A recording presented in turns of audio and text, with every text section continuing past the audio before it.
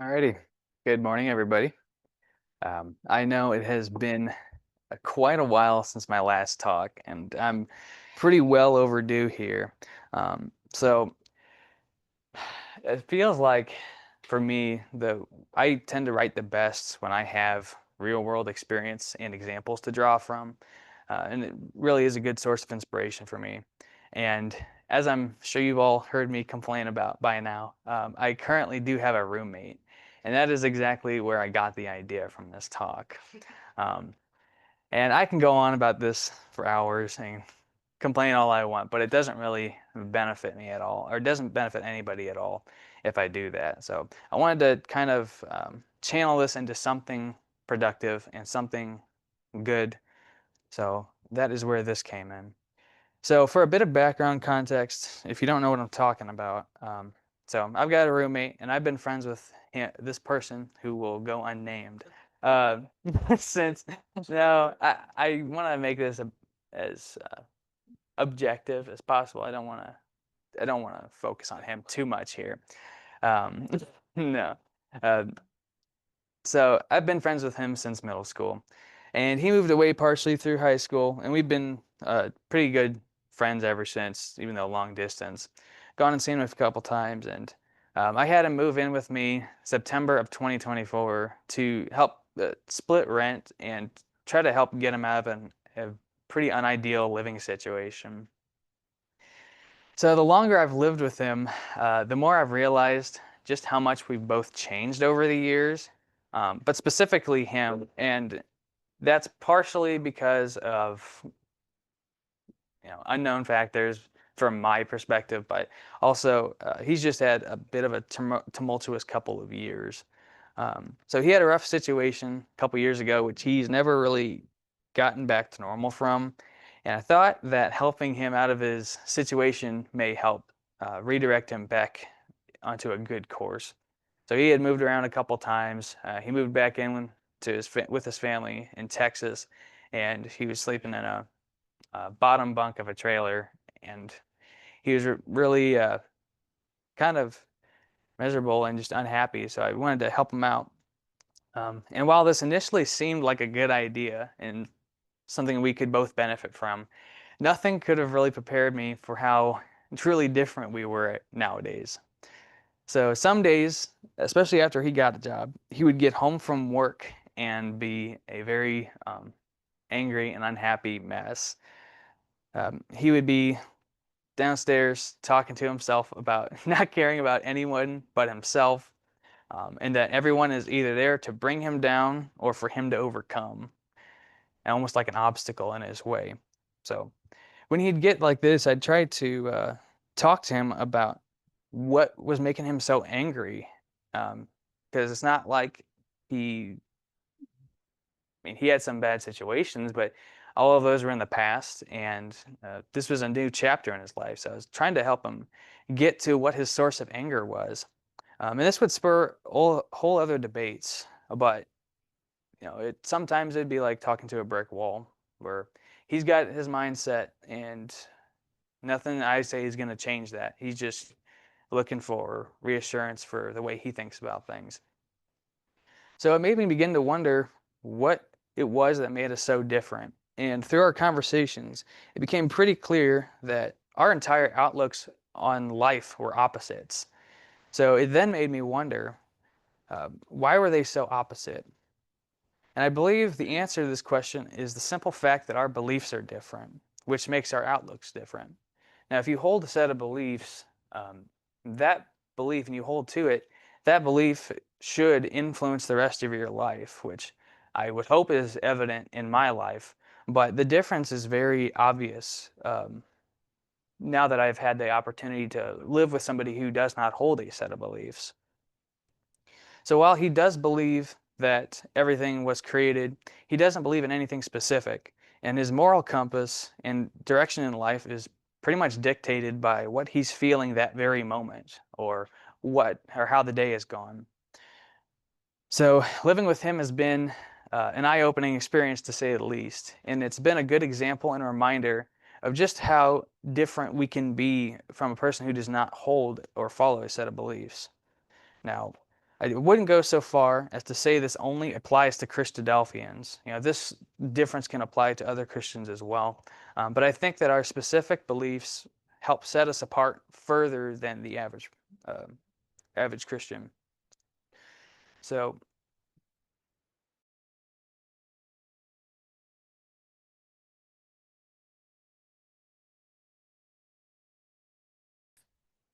where he's bad and I'm good. I don't want anything like that because that's not the way we're supposed to be talking about these things. So this should be talked about in a spirit opposite to that. So today, really what I want to do is explore the idea of a man of the world and do two things with this talk. So first, what does this mean and how can we define it? And secondly, what makes us different from the people that do fall into this category? So yet another disclaimer, I want to avoid, something I want to avoid with this talk is making it sound like we're so much better than everyone else or having a holier than thou tone, because that doesn't do anything good for anyone. And that's, of course, the opposite of how we should be viewing this. We're supposed to be humble. So realistically, we're no better than anybody else. We are the same sinful flesh as them. But simply put, we just have the guidance of what we should and shouldn't be doing, which comes from the inspired word. We just know better, and from this knowledge, we have the power to act.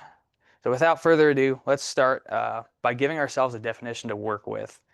So what is a man of the world? So if we are to simply search man of the world, which I did on Google, the likely definition that we'll come up with is something along these lines. Someone who has a lot of experience in life and can deal with most situations. Someone who is experienced, practical, not easily shocked by immoral or dishonest actions. A man familiar with and tolerant of various sorts of people and their ways. So in a kind of a worldly sense, this is a very fitting definition in most cases, and it kind of fits along with what I'm going for here.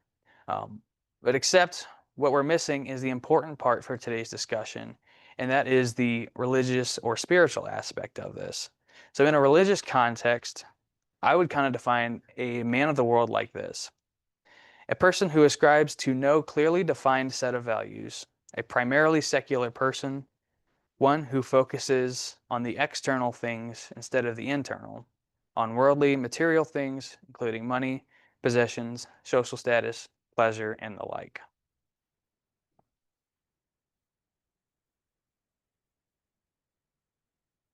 So based on my own experience, just to kind of add to that a little bit, a person of the world focuses their efforts on acquiring things uh, as these things are what define life. So once acquired, they tend to bring temporary happiness, but from what I've witnessed with my roommate, the feeling of needing something more will always return.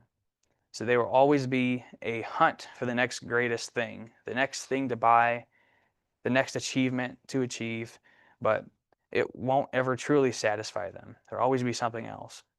They focus on the external things and, from my experience, neglect the internal things which need to be addressed. So before going on from this, I think it's very important to understand where I came up with such a definition. So this is kind of scattered throughout the Bible, a lot in the Old Testament, some in the New. You can find it both places. But I do have some examples of verses here. I have them written here so you guys don't have to turn them up. But I'll just kind of break it down into four categories, which is money, possessions, pleasure, and the internal strife sort of things. So when in regards to money, I've got 1 Timothy 6:10, which is, for the love of money is the root of all evil, which while some coveted after, they have erred from the faith and pierced themselves through with many sorrows. Next verse I have for money is Proverbs 11:28.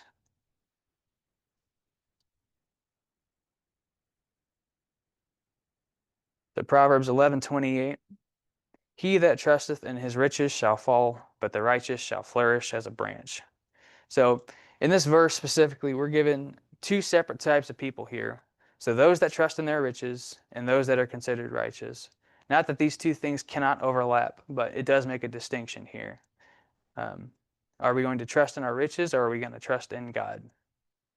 And our trust should not be in the things of this world, such as money. Next one is Psalms 39:6. Psalms 39:6 is surely every man walketh in a vain show. Surely they are disquieted in vain. He heapeth up riches and knoweth not who shall gather them. So a man could put all of his money or all of his effort into gathering wealth, but when he passes away, who gets them?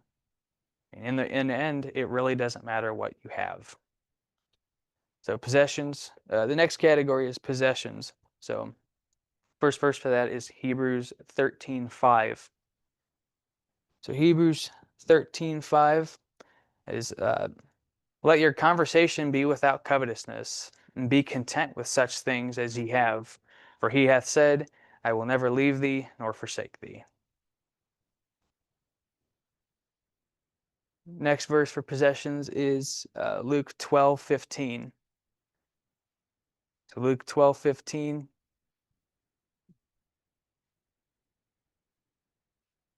And he said unto them, Take heed and beware of covetousness, for a man's life consisteth not in the abundance of the things which he possesseth.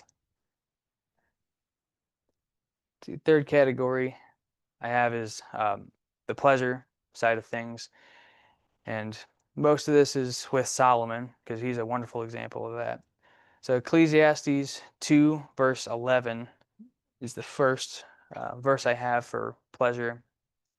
Then I looked out on all the works that my hands had wrought, and all the labor that I had labored to do.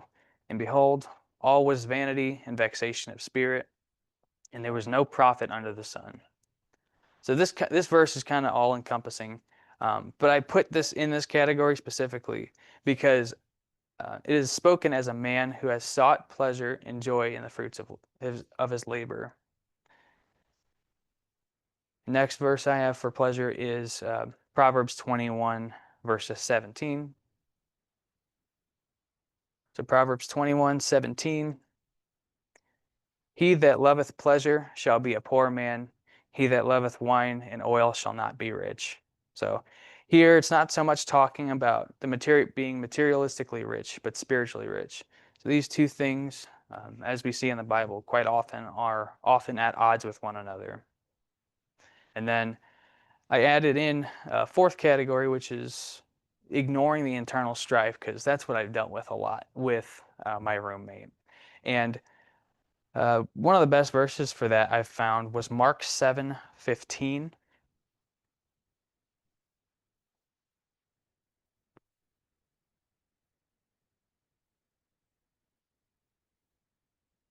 So, Mark 7:15. There's nothing from without a man that entering into him can defile him, but the things which come out of him, those are they that defile him. So these internal things, the internal strife and the conflicts we have inside of us need to be addressed.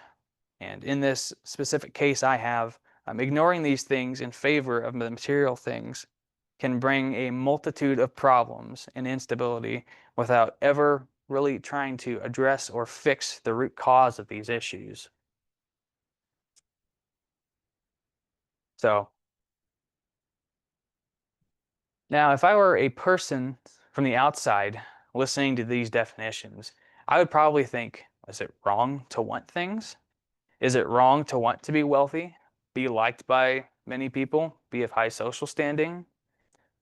Now, the answer is, of course, no, it's not inherently wrong to want any of these things or to be any of these things. It becomes a problem when there's too much emphasis and too much importance placed on these things. When your happiness and your well-being are determined by these temporary, fluctuating, and ultimately unimportant things, that is when we start to run into issues, as some of these previous verses have stated.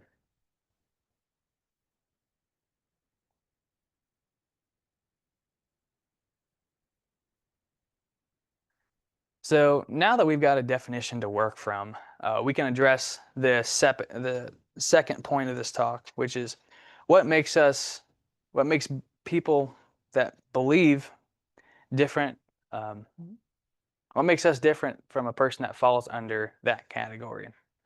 So, in a physical sense, nothing. We are, uh, we are no different from them. We are both descendants of Adam and Eve who have inherited a sinful nature. However, the difference is that we possess the knowledge of something bigger than ourselves. We take the focus off ourselves. Something bigger than our own world and our own well-being, which is our Creator's plan for this earth, and an understanding that through His mercy and forgiveness, we can have a part in His plan. So all of this comes to us in the form of the Bible. And what's so wonderful about the Bible is that, I mean, for the most part, it tells us exactly what we should and shouldn't do. And it's accessible to everybody. It's not is barred from no one. It is this knowledge and wisdom gained from studying the Bible and actively trying to apply it to our lives which make the difference for us. It is through this studying which we gain wisdom, and from it we can gain peace and satisfaction in our lives. So I mentioned this a little bit earlier, but one man who talks about this very thing extensively in multiple books is King Solomon. So as a little refresher for anybody listening to this, so King Solomon was the son of King David. He was the king of Israel who built the first temple in Jerusalem. So he was blessed, he was blessed by God and was exceedingly wealthy and wise. We're told in 1 Kings 10, verses 23 and 24. So King Solomon exceeded all the kings of the earth for riches and for wisdom, and all the earth sought to King Solomon to hear his wisdom, which God had put in his heart. So King Solomon was the wealthiest, most wise most wise king in all of Israel, and he had the world at his fingertips. I mean, whatever his heart desired, he had, and he himself tells us this in Ecclesiastes 2, specifically in verse 10. But we'll start at verse 4 for extra context. So I'm going to turn to Ecclesiastes 2, verses 4, or starting at verse 4, we'll read through 10.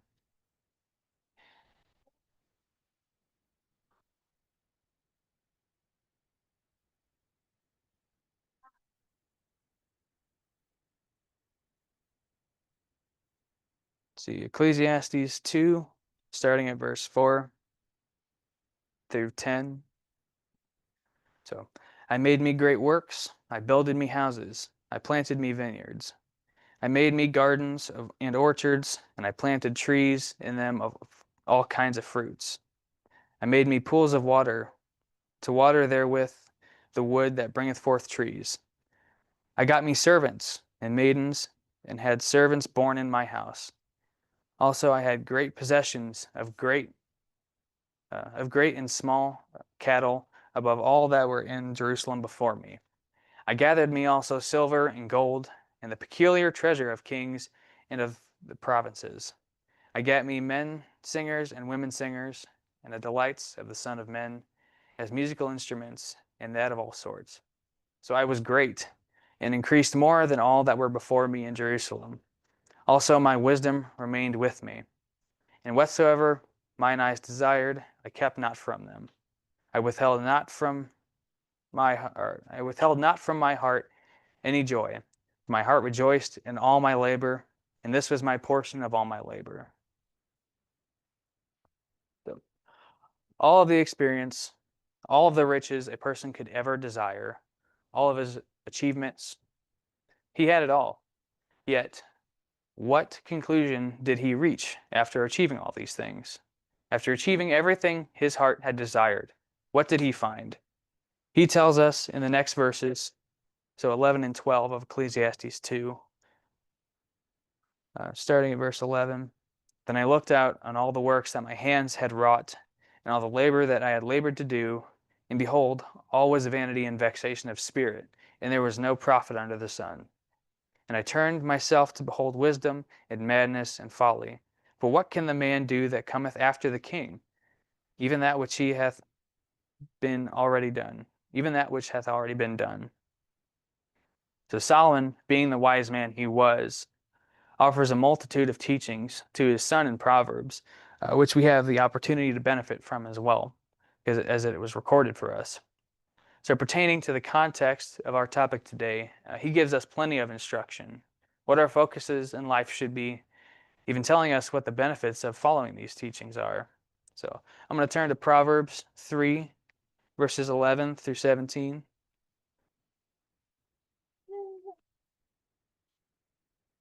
It's Proverbs 3, verses 11 through 17.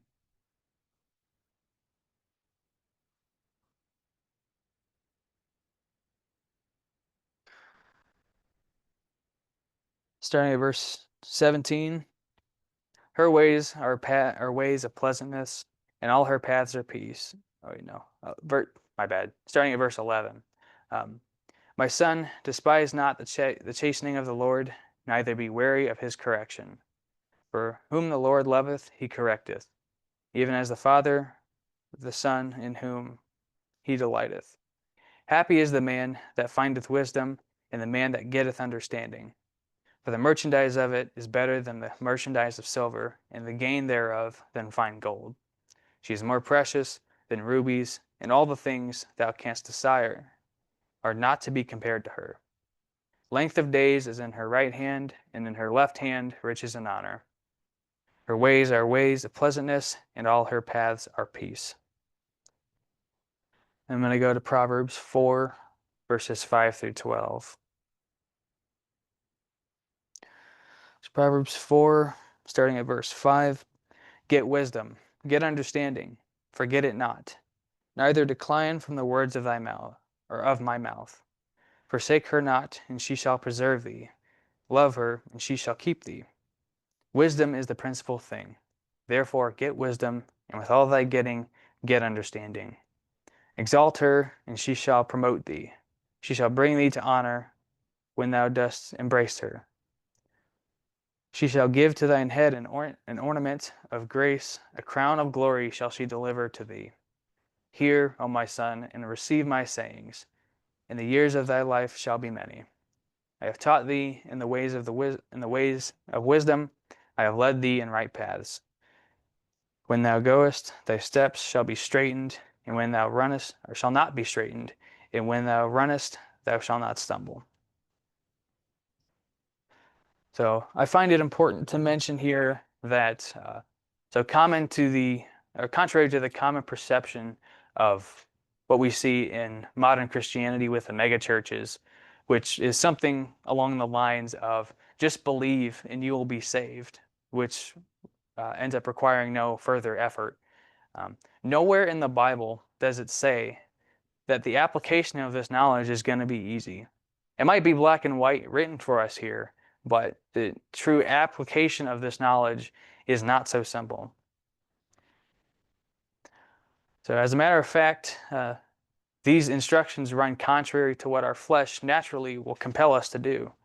So this is in part why it is rejected by so many. And even for us, those who know better, it's hard to do the opposite of what comes naturally. And especially for a person who has lived their entire life at odds with what the Bible instructs. Trying to change your ways after you're well into adulthood can be a very difficult and daunting task, which is, I believe, a good reason why many people shy away from it. So, and as a little bit of a side note, well, I'll get to that in a second, but it is hard to do the opposite of what comes naturally, especially if you've lived your life like that for your entire life. But it is through the struggle with our flesh that we are made better. So, as a little bit of a side note, I can't think of a single Bible story where the person was a steadfast, strong believer and lived an easy, comfortable life with no adversity, trials, or tribulation. That alone should tell us that this will not be a simple task.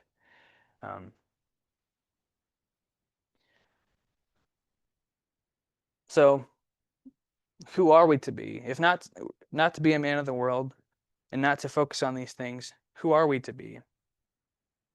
So while some of this has been kind of answered, and you can kind of deduce it by opposites, what the opposites of the man of the world are, it can be summed up in a simple way. So we are to model ourselves after the instruction put before us in the Bible. So instead of placing our trust in ourselves, in our riches, in our possessions, we are to put our trust in God, following His word the best we can. I'm going to turn to Jeremiah 10, verse 23.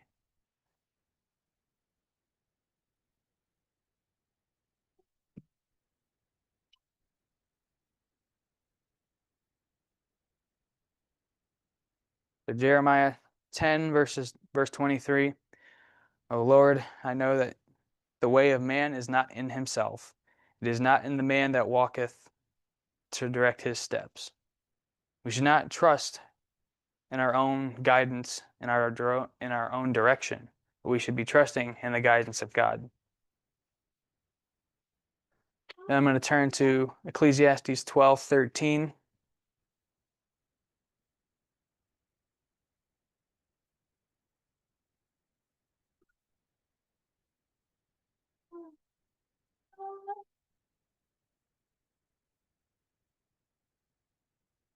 If I can find it.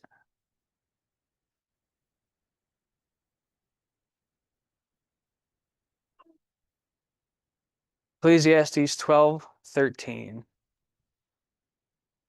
Let us hear the conclusion of the whole matter. Fear God and keep His commandments, for this is the whole duty of man. So pretty much as simple as it gets. Our whole duty here is to keep the commandments in His inspired word. But we naturally have worries in this world, but luckily that is also addressed for us as well. So I'm going to turn to Psalms 23, and I'm going to read the entire chapter because it's only 6 verses. It is one well known.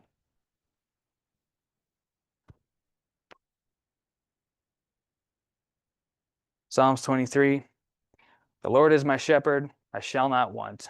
He maketh me to lie down in green pastures. He leadeth me by the still waters. He restoreth my soul. He leadeth me in the paths of righteousness for His name's sake. Yet though I walk through the valley of the shadow of death, I will fear no evil, for Thou art with me. Thy rod and Thy staff comfort me. Thou preparest a table before me in the presence of mine enemies. Thou anointest my head with oil. My cup runneth over. Surely goodness and mercy shall follow me all the days of my life, and I will dwell in the house of my Lord forever. By placing our trust in God, we can rest assured that we will be provided for. So perhaps not to the high standards we might set for ourselves, but we will be provided for. We will have what we truly need, and God knows exactly what we need. So then what should the focus of our life be? While we cannot entirely escape the pulls of the world, the money, the fancy things, the social status, things of that nature, we can mitigate them and do our best to, and place our hopes elsewhere, and that being the kingdom age. We should lay our hopes and treasures in what is to come. I'm going to turn to Matthew 6, verses 19 and 21.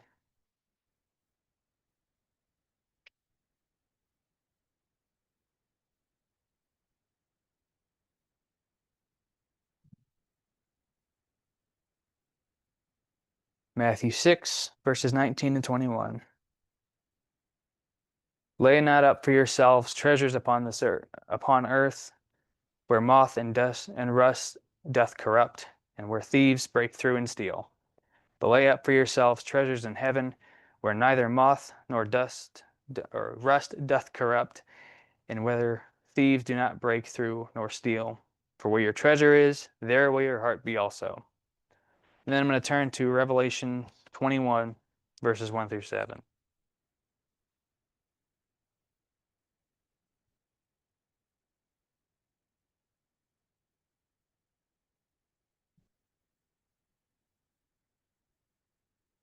Revelations 21, 1 through 7. And I saw a new heaven and a new earth. For the first heaven and the first earth were passed away, and there was no more sea.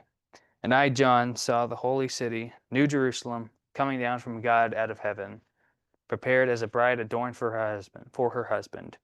And I heard a great voice out of heaven saying, Behold, the tabernacle of God is with men, and he will dwell with them, and they shall be his people, and God himself shall be with them and be their God. And God shall wipe away all tears from their eyes, and there shall be no more death, neither sorrow nor crying, neither shall there be any more pain, for the former things are passed away. And he that sat upon the throne said, Behold, I make all things new. And he said unto me, Write, for these words are true and faithful. And he said unto me, I'll stop there. So all things that make this life comfortable are ultimately temporary. So with these things that we have just read, that are promised to the faithful in Matthew and Revelation, should we really be dedicating all of our time in seeking these things that we cannot take with us? These things that will not profit us when it truly matters. As it is put in Job 20 or verses 1 or Job 1:21, naked came I out of my mother's womb, and naked shall I return thither. The Lord gave, and the Lord hath taken away. Blessed be the name of the Lord. So, as we prepare ourselves for the memorial emblems, I want to reiterate something important here, and that's that our knowledge of these things will not profit us alone. We can only profit from the teachings put before us if we apply them to ourselves, allowing them to edify us as we try to model ourselves after the perfect sacrifice that was Christ. As God says in Isaiah 55, verse 9, For as the heavens are higher than the earth, so are my ways higher than your ways, and my thoughts higher than your thoughts. Let us seek wisdom and understanding of God's ways, and keep these teachings in our mind as the day of Christ's return quickly approaches.